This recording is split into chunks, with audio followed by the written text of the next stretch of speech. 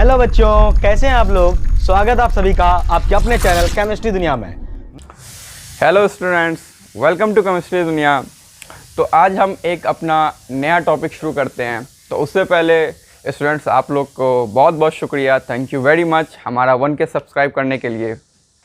तो इसी तरह आप हमारे चैनल से जुड़े रहें और हमारे केमिस्ट्री दुनिया पे बने रहें और हमारा साथ दें। हम और भी अच्छे अच्छे टॉपिक्स कवर करेंगे और भी अच्छे अच्छे क्वेश्चंस कवर करेंगे, कुछ नीट जेई के भी क्वेश्चंस कवर करेंगे। तो स्टूडेंट्स, आज हम शुरू करते हैं एंगल बिटवीन वेक्टर्स के बीच एंगल कैसे निकालते हैं। एंगल बिटवीन वेक्टर्स,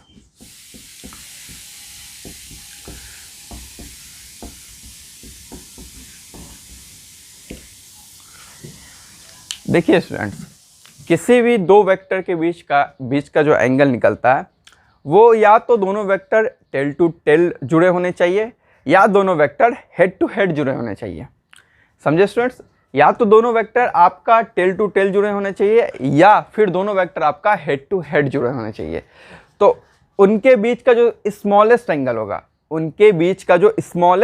होगा, वही होगा एंगल बिटवीन वेक्टर्स। चलिए देखिए कैसे। मान लीजिए आपका कोई एक ए वेक्टर है और यहाँ पे मान लीजिए ऐसे कोई बी वेक्टर है। कहता है कि इन दोनों के बीच में स्मॉलेस्ट एंगल क्या होगा। या तो ये बी वेक्टर और ए वेक्टर, या तो ये ए वेक्टर और ये B vector tail to tail जुड़े होने चाहिए, और इन दोनों के बीच का जो स्मॉलेस्ट एंगल होगा, एक इन दोनों के बीच का एंगल ये हो सकता है, इसको दूसरे कलर से शो करते हैं। एक आपका इन दोनों के बीच का एंगल ये होगा और एक आपका इन दोनों के बीच का एंगल ये होगा। तो कहता है कि जो आपका सबसे स्मॉलेस्ट एंगल है, वो वेक्टर के बीच का एंगल होता है। तो आपका ये वाला एंगल सही है, ये वाला एंगल नहीं होगा, क्योंकि ये ए और बी के बीच स्मॉलेस्ट एंगल है। देखिए, या तो ए मान लीजिए ये ए वेक्टर है मान लीजिए, और आपका बी वेक्टर। अब हेड टू हेड जुड़ने के लिए एक बी वेक्टर तो अपना यहाँ, हेड टू हेड जुड़ने के लिए हम बी वेक्टर को थोड़ा ऊपर शिफ्ट कर देते हैं। ये अपना बी वेक्टर हो गया। यहाँ भी सेम, ये देखिए, या तो ये एंगल या फिर ये एंगल या फिर ये एंगल। तो ए और बी के बीच में जो स्मॉल एंगल होगा, जो स्मॉलेस्ट एंगल होगा, वही हमारा वेक्टर्स के बीच में एंगल होता है। ठीक, इन दोनों के लिए पहली क्राइटेरिया क्या था, या तो जो हमारा ए वेक्टर है और ये हमारा बी वेक्टर है, उन दोनों का टेल और टेल जुड़े होने चाहिए, या फिर इन दोनों का आपका हेड और हेड जुड़े होने चाहिए। ठीक, अब यहाँ पे एक नोट है। नोट ये है कि ए वेक्टर और बी वेक्टर के बीच का एंगल 180 डिग्री से ज़्यादा नहीं हो सकता। A vector and B vector के बीच का जो एंगल है वो लेस देन और इक्वल टू 180 डिग्री होगा। Less than angle between A vector and B vector, वो लेस देन 180 डिग्री या फिर 180 डिग्री के इक्वल होगा। ये 180 के डिग्री से एक्सीड नहीं कर सकती है। ए वेक्टर और बी वेक्टर के बीच का मैक्सिमम एंगल जो है वो 180 डिग्री ही है। चलिए कैसे समझते हैं। आपने पैरेलल वेक्टर पढ़ा। मान लीजिए ये हमारा ए वेक्टर है, मान लीजिए हमारा ए वेक्टर है और ये हमारा मान लीजिए बी वेक्टर है। इन दोनों वेक्टर के बीच का एंगल क्या होगा? पैरेलल वेक्टर के, मान लीजिए अगर हमारा पैरेलल वेक्टर है, तो इन दोनों के बीच का एंगल हमारा 0 डिग्री होगा। इन दोनों के बीच का एंगल हमारा क्या होगा? 0 डिग्री। अगर मान लीजिए हमारा एंटी पैरेलल वेक्टर है, मान लीजिए ये ए वेक्टर है और ये अपना कुछ बी वेक्टर है, ये हमारा एंटी पैरेलल है, ये हमारा एंटी पैरेलल वेक्टर है। तो इन दोनों के बीच का जो मैक्सिमम एंगल होगा, वो हमारा होगा 180 डिग्री। पैरेलल वेक्टर के बीच का एंगल 0 डिग्री होता है, एंटी पैरेलल वेक्टर के बीच का एंगल 180 डिग्री होता है। दो अगर एंटी पैरेलल वेक्टर है, इन दोनों के बीच में जो एंगल होगा 180 डिग्री होगा। एंड ऑर्थोगोनल, परपेंडिकुलर और ऑर्थोगोनल। ऑर्थोगोनल मतलब होता है बच्चों परपेंडिकुलर। परपेंडिकुलर और ऑर्थोगोनल, इन दोनों वेक्टर के बीच का एंगल कितना होगा? नाम से ही देखिए, परपेंडिकुलर तो 90 डिग्री। इन दोनों बीच का एंगल कितना होगा? मान लीजिए हमारा ए वेक्टर है और ये हमारा बी वेक्टर है, तो इन दोनों के बीच का जो एंगल होगा वो हमारा होगा 90 डिग्री। और यहाँ पे एक नोट है कि अभी बताया हमने कि ए वेक्टर और बी वेक्टर के बीच के एंगल 180 डिग्री से बड़ी नहीं हो सकती है, ठीक। तो पैरेलल वेक्टर के बीच में एंगल पूछेगा तो क्या बताएंगे बच्चों? 0 डिग्री। एंटी पैरेलल के बीच एंगल पूछेंगे तो क्या बताएंगे? 180 डिग्री। और ऑर्थोगोनल वेक्टर के बीच का एंगल क्या बताएंगे? 90 डिग्री। चलिए स्टूडेंट्स देखते हैं अब कि कैसे निकालते हैं एंगल, कुछ एग्जांपल्स लेके समझते हैं अभी।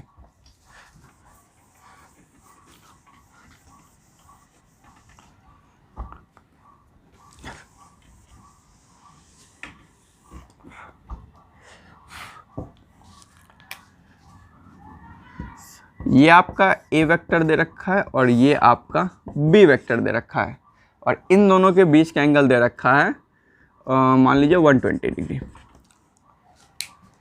तो बच्चों ये एग्जांपल आप समझिए, ये आपका ए वेक्टर है, ये आपका बी वेक्टर है, इन दोनों के बीच का एंगल दे रखा है 120 डिग्री। तो अब पूछ रहा है कि आप बताइए ए वेक्टर और बी वेक्टर के बीच का एंगल कितना होगा।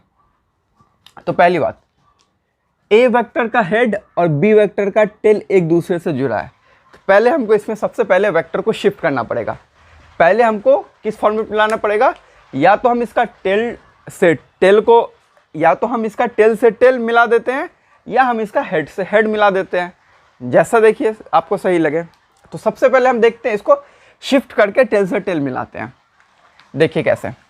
हमारा बी वेक्टर ये है, ये हमारा बी वेक्टर है, ठीक। हमने ए वेक्टर को शिफ्ट कर दिया आगे,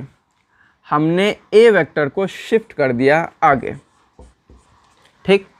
ये हमारा बी वेक्टर था, हमने ए वेक्टर को आगे शिफ्ट कर दिया। ये एंगल हमारा कितना था? 120 डिग्री। ये एंगल हमारा 120 डिग्री था। आपको पता है ये एक स्ट्रेट लाइन है, इसकी एंगल 180 डिग्री होती है, तो ये 120 डिग्री, तो ये एंगल कितना होगा? 120 degree plus X equal to, ये एंगल कितना होगा? 120 degree plus X equal to 180 degree, तो एक्स की वैल्यू क्या हो जाएगा? 60 डिग्री। तो ये एंगल हमारा कितना होगा? ये एंगल हमारा 60 डिग्री होगा। ये एंगल हमारा 60 डिग्री होगा। ए और बी वेक्टर के बीच का एंगल हमारा कितना होगा? 60 डिग्री। चलिए एक दो और एग्जांपल करते हैं। स्टूडेंट्स चलिए अब इस वाले सवाल को करते हैं।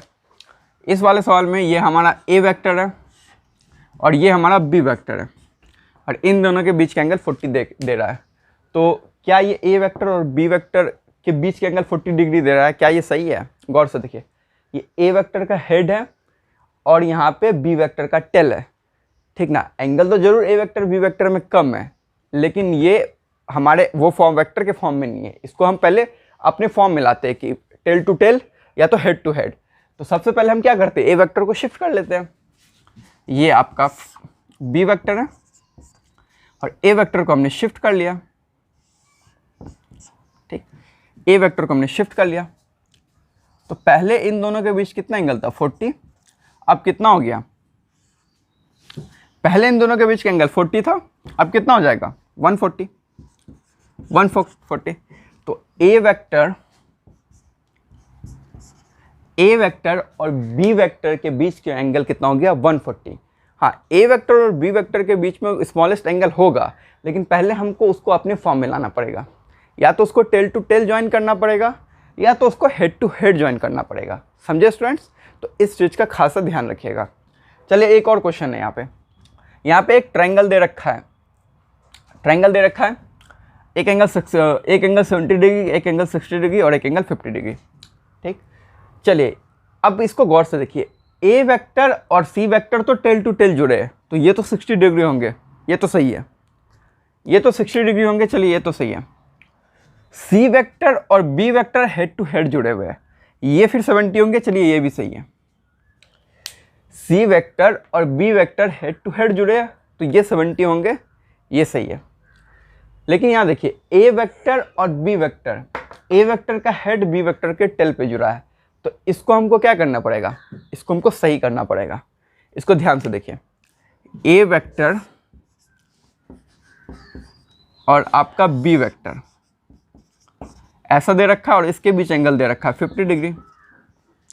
लेकिन इसको गौर से देखिए, ए वेक्टर का हेड और बी वेक्टर का टेल एक दूसरे से जुड़े हुए हैं, तो हम सबसे पहले क्या करेंगे, या तो इसको हेड टू हेड करेंगे या तो टेल टू टेल करेंगे। तो इसको देखिए, हमने इसको ए वेक्टर ऐसे ही रहने दिया, बी वेक्टर को क्या कर लिया हमने, शिफ्ट कर लिया, बी वेक्टर को हमने शिफ्ट कर लिया,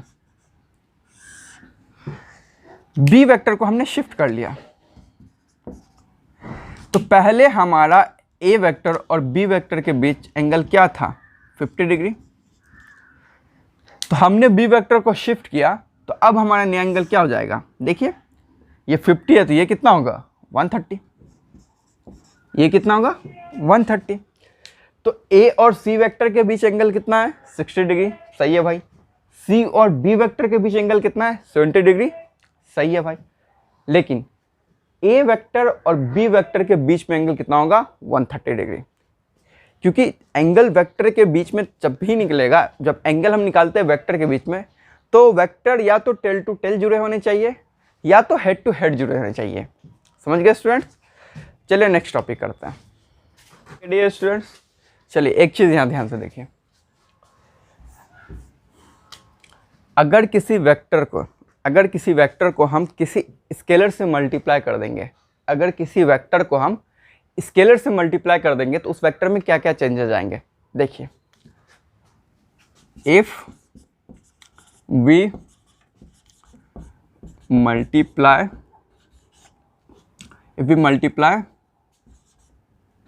a vector with scalar, अगर किसी वेक्टर को हम किसी स्केलर क्वांटिटी से अगर मल्टीप्लाई करेंगे तो उस वेक्टर में क्या क्या चेंजेस आएंगे। पहला देखिए,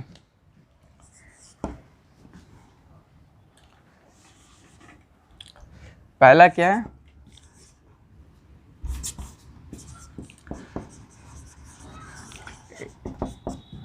its magnitude get changed। दूसरा बताइए, इसका मैग्नीट्यूड चेंज हो सकता है, इसका डायरेक्शन भी चेंज हो सकता है, इट्स डायरेक्शन में गेट चेंज, इस डायरेक्शन में चेंज्ड।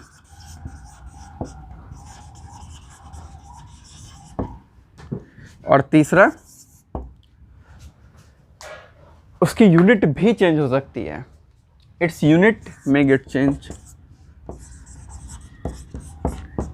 चेंज, अगर किसी वेक्टर को हम किसी स्केलर क्वांटिटी से मल्टीप्लाई करते हैं तो उसमें क्या क्या चेंजेस आ सकते हैं, उसकी मैग्नीट्यूड चेंज हो सकती है उस वेक्टर की डायरेक्शन चेंज हो सकती है, और उस वेक्टर की इवन यूनिट भी चेंज हो सकती है।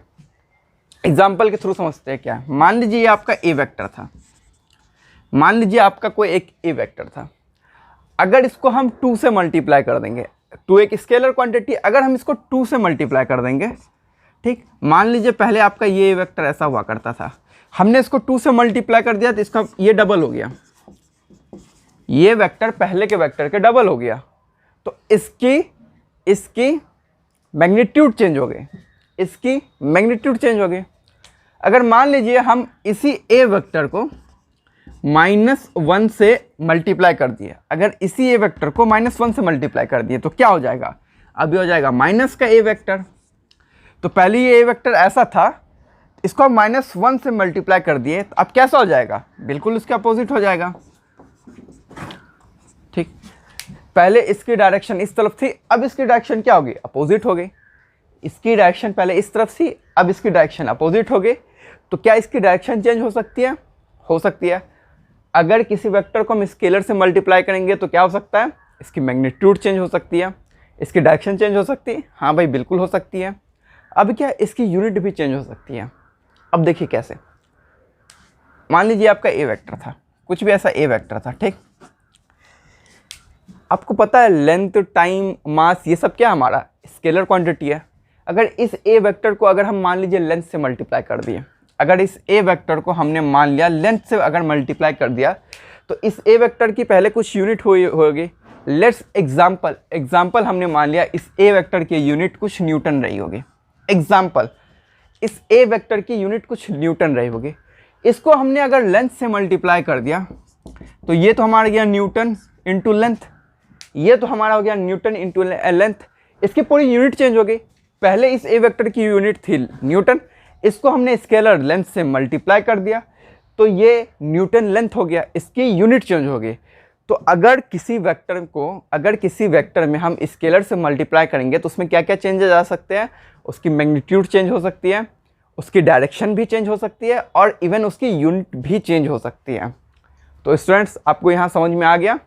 चलिए आगे पढ़ते हैं। ठीक है डियर स्टूडेंट्स, अब हम वेक्टर का रिप्रेजेंटेशन देखते हैं। नेस डब्ल्यू मतलब वो अपना नॉर्थ ईस्ट साउथ वेस्ट है। वो नेस डब्ल्यू लिखने का रीज़न है कि अगर आप नॉर्थ से क्लॉकवाइज जाएंगे तो आपको सारे डायरेक्शन मिल जाएंगे। ये आपको याद करने का तरीका है, नेस डब्ल्यू। देखिए कैसे, ये हमारा नॉर्थ कोऑर्डिनेट था, हम नॉर्थ से क्लॉकवाइज मूव करते हैं। क्लॉकवाइज मूव करेंगे, पहला क्या आ रहा है ईस्ट, दूसरा क्या आ रहा है साउथ, और तीसरा क्या आ रहा है वेस्ट। तो ये याद करने का तरीका है नेस डब्ल्यू। अगर आप क्लॉकवाइज जाएंगे आपको सारी डायरेक्शन मिल जाएंगे। समझ गए डियर स्टूडेंट्स। अब वेक्टर का रिप्रेजेंटेशन कैसे करते हैं। मान लीजिए आपको लिखा हो 50 metre per second, 50 metre per second at 30 degree south of west. आपको कुछ ऐसा लिख रखा है 50 metre per second at 30 degree south of west. पहले इसका मतलब समझिए, जो आपका 50 मीटर है वो एट 30 डिग्री, यानी कुछ आपका वेक्टर है 50 मीटर पर सेकेंड का एक वेक्टर है। मान लीजिए हमने इसको ए वेक्टर मान लिया हमने इसको ए वेक्टर लिख दिया। आपका कोई ए वेक्टर है वो 30 डिग्री है, किधर है south of west. South of west का आपको एक देखिए बहुत अच्छा हिंदी में समझा देते हैं, देते हैं, आप इसको बिल्कुल फॉलो कीजिएगा। साउथ ऑफ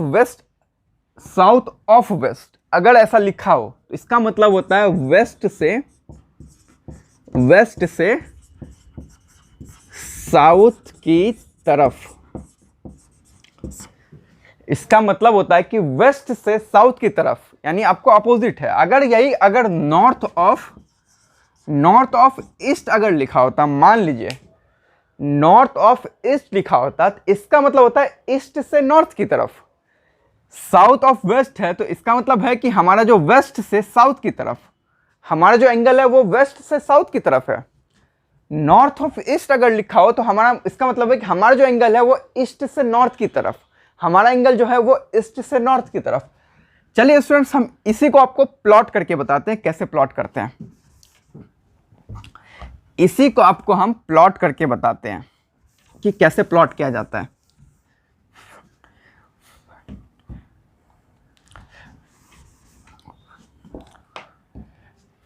इसको हम प्लॉट करके आपको बताते हैं।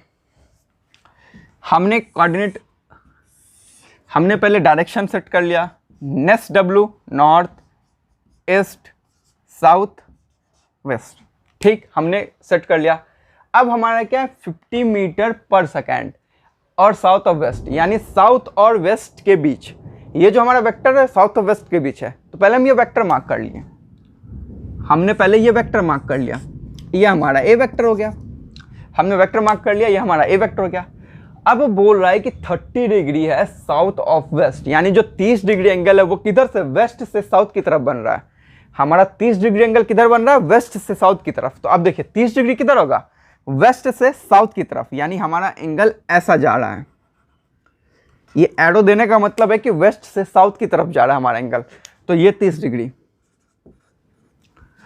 तो बच्चों ऐसे ही वेक्टर को रिप्रेजेंट करते हैं डायरेक्शन में, आपको सिर्फ ये समझना है साउथ ऑफ वेस्ट का मतलब क्या होता है। साउथ ऑफ वेस्ट का मतलब होता है वेस्ट से साउथ की तरफ, समझ रहे हो स्टूडेंट्स, वेस्ट से साउथ की तरफ। अभी हमने आपको एक और चीज बोला था, नॉर्थ ऑफ ईस्ट।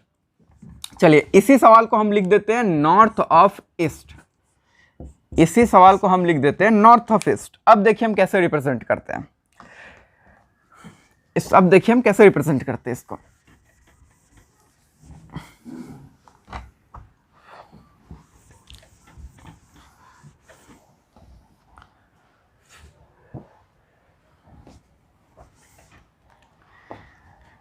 चलिए स्टूडेंट्स, इसी सवाल को हम लिख देते हैं नॉर्थ ऑफ ईस्ट। अब देखिए कैसे रिप्रेजेंट करते हैं। पहले हम डायरेक्शन मार्क कर लिए, नेक्स्ट डब्ल्यू क्लॉकवाइज गए, नॉर्थ, ईस्ट, साउथ, वेस्ट, हमारा नेक्स्ट डब्ल्यू हो गया। अब कह रहा है कि जो ए वेक्टर पहले मार्क कर देते हैं, वो किसमें, नॉर्थ और ईस्ट के बीच में। हमारा ए वेक्टर कहीं नॉर्थ और ईस्ट के बीच में, हमने ये ए वेक्टर पहले मार्क कर दिया। ए वेक्टर हमारा क्या है, 50 मीटर पर सेकेंड, हमने ए वेक्टर मार्क कर दिया। अब कह रहा है कि 30 डिग्री एंगल किधर है, ईस्ट से नॉर्थ की तरफ। नॉर्थ ऑफ ईस्ट मतलब ईस्ट से नॉर्थ की तरफ। हमारा जो एंगल है ईस्ट से नॉर्थ की तरफ है, तो हमारा एंगल कैसा होगा, ईस्ट से नॉर्थ की तरफ 30 डिग्री, ईस्ट से नॉर्थ की तरफ 30 डिग्री है। तो स्टूडेंट्स आपको ये समझ में आ गया होगा। चलिए अब इसी के रिलेटेड एक अच्छा सवाल कर लेते हैं, इसी के रिलेटेड एक अच्छा सवाल कर लेते हैं।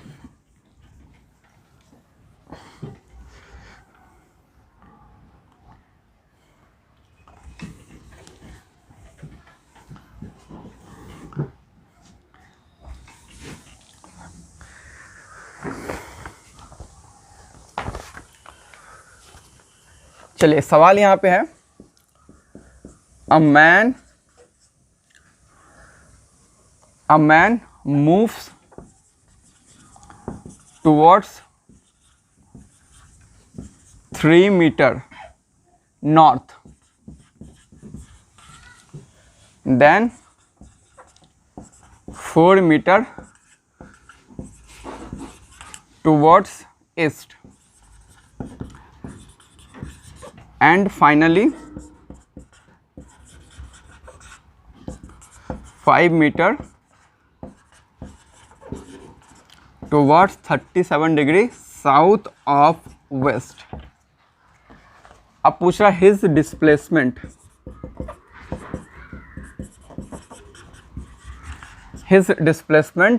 from origin is, see, a man moves towards 3 meter north and then 4 meter towards east and finally 5 meter towards 37 south of west। चलिए देखिए, और हाँ ऑप्शन भी लिख देते हैं, आपको ऑप्शन भी लिख देते हैं। आप इसको एक बार वीडियो पॉज करके इसको सॉल्व करने का ट्राई कीजिएगा, नहीं तो हम फर्दर सॉल्व कर ही रहे। ऑप्शन लिख देते हैं, ए में 5√2 मीटर, बी में है 0 मीटर, सी में है 1 मीटर और डी में है 12 मीटर। तो स्टूडेंट्स आप एक बार वीडियो पॉज करके इसको सॉल्व करने का ट्राई कीजिएगा, ठीक। चलिए हम इसको सॉल्व करते हैं। अब कह रहा है कि a man move towards 3 metre north then 5 metre towards east. तो इसमें कह रहा है कि एक आदमी 3 मीटर नॉर्थ की तरफ मूव कर रहा है, ठीक। तो हमने प्लॉट कर दिया, 3 मीटर नॉर्थ की तरफ मूव कर रहा है। ये हमारा ओरिजिन है, ये हमारा ओरिजिन है, ये हमारा ओरिजिन है। यहाँ से 3 मीटर वो नॉर्थ की तरफ मूव किया, फिर बोलता है 4 मीटर टुवर्ड्स ईस्ट, यानी वो 4 मीटर ईस्ट की तरफ, 4 मीटर वो ईस्ट की तरफ, ये 4 मीटर वो ईस्ट की तरफ मूव किया। अब कह रहा है कि फाइनली वो 5 metre towards 37 degree south of west. देखिए स्टूडेंट्स, इन सवालों में जहाँ पे ख़त्म होता है दूसरा डायरेक्शन उस पॉइंट से शुरू होता है। अब ये जो तीसरा डायरेक्शन बोल रहा है 5 metre towards 37 degree south of west, तो ये यहाँ से शुरू होगा। तो देखिए इसको कैसे सॉल्व कीजिए। अब बोला 5 metre towards 37 degree south of west, मतलब वेस्ट से साउथ की तरफ, मतलब 37 डिग्री साउथ ऑफ वेस्ट, यानी वेस्ट से साउथ की तरफ। ये हमने मान लिया।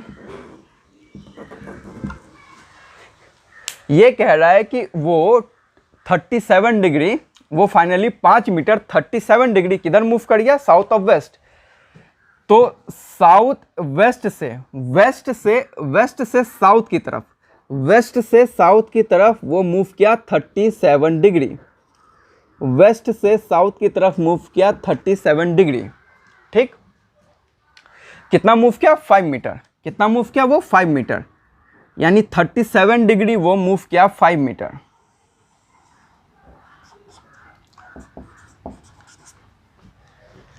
अब पूछ रहा है कि उसका डिस्प्लेसमेंट ओरिजिन, अब पूछ रहा है उसका ओरिजिन से डिस्प्लेसमेंट क्या होगा। तो 3 मीटर 4 मीटर, इसका रिजल्टेंट वेक्टर 5 आता है पाइथागोरस थ्योरम से, 3 4 का 5 आता है। तो ये यहाँ से वापस कहाँ पहुँच गया? ओरिजिन पे पहुँच गया। तो जहाँ से शुरुआत किया वापस उसने वहीं पहुँच गया, जहाँ से उसने शुरू किया था वापस वो वहीं पहुँच गया। तो उसका डिस्प्लेसमेंट क्या हो जाएगा? 0। इसका डिस्प्लेसमेंट क्या हो जाएगा? 0। फिर से समझिए, कह रहा है कि एक आदमी 3 मीटर नॉर्थ मूव करता है, फिर 4 मीटर वो ईस्ट मूव करता है, फिर वो फाइनली 5 मीटर मूव करता है, लेकिन वो वेस्ट से साउथ की तरफ 37 डिग्री एंगल बना के वो 5 मीटर मूव करता है वेस्ट से साउथ की तरफ 37 डिग्री एंगल बना के। तो फिर से देखिए सवाल क्या कह रहा है, एक आदमी 3 मीटर नॉर्थ की तरफ मूव करता है, फिर वो 4 मीटर ईस्ट की तरफ मूव करता है, उसके बाद फाइनली वो साउथ ऑफ वेस्ट की तरफ मूव करता है। साउथ ऑफ वेस्ट क्या है हमारा? साउथ ऑफ वेस्ट क्या है हमारा? साउथ ऑफ वेस्ट ये है, साउथ और वेस्ट, तो ये इधर को मूव करेगा, समझ रहे? फाइनली वो साउथ और वेस्ट के बीच में मूव करता है। ठीक, तो फाइनली वो साउथ और वेस्ट के टुवर्ड्स मूव करता है। ठीक, अब कह रहा है कितना मूव करता है? वो कह रहा है 37 डिग्री, वो कह रहा है 37 डिग्री। 37 डिग्री किधर? वेस्ट से साउथ की तरफ। तो 37 डिग्री किधर हो जाएगा हमारा? वेस्ट से साउथ की तरफ, और वो फाइनली साउथ ऑफ वेस्ट की तरफ मूव करता है। तो अब देखिए ये 3 मीटर मूव किया, तो ये 4 मीटर मूव किया। तो पाइथागोरस थ्योरम से हमको पता है कि ये वाला इस वाले का मैग्नीट्यूड 5 होगा। पाइथागोरस थ्योरम से हमें पता है स्टूडेंट्स ये हमारा 5 हो गया। ये क्या लिखा है? 5 metre towards south of west. तो साउथ से वेस्ट की तरफ ये 5 मीटर, तो ये 5 मीटर। अब पाइथागोरस थ्योरम से आपको अभी बताया 3 और 4, तो इसका रिजल्ट क्या आएगा? 5। तो इस पॉइंट से इस पॉइंट की दूरी 5, तो इस पॉइंट से ये पॉइंट हमारा ओरिजिन पॉइंट की दूरी क्या है? 5 किलोमीटर। तो ये वापस उसी जगह पे आ गया, ये वापस जहाँ से शुरू किया उसी जगह पे आ गया। तो डिस्प्लेसमेंट क्या होगा? 0। तो डिस्प्लेसमेंट क्या होगा? 0। तो स्टूडेंट्स आज का सेशन यहीं ओवर करते हैं। ये एक आपका शीट का सवाल था, तो होप सो आप एंजॉय किए होंगे। अगर हम कोई भी आपको क्वेश्चन करने दें तो आप पहले एक बार वीडियो पॉज कर लीजिएगा, उसको सॉल्व कर लीजिएगा। आप देखिए आपसे सॉल्व होता है या नहीं होता है, या फिर आप देखिए सॉल्व कर रहे तो आपने कहाँ गलती की, फिर आप रीचेक कर लीजिए, तो इससे आपका प्रैक्टिस भी हो जाएगा। तो आज का सेशन यहीं ओवर करते हैं students. Thank you very much. हमारे केमिस्ट्री दुनिया को आप सब्सक्राइब कीजिए और प्लीज़ इस वीडियो को ज़्यादा से ज़्यादा शेयर कीजिए। Thank you.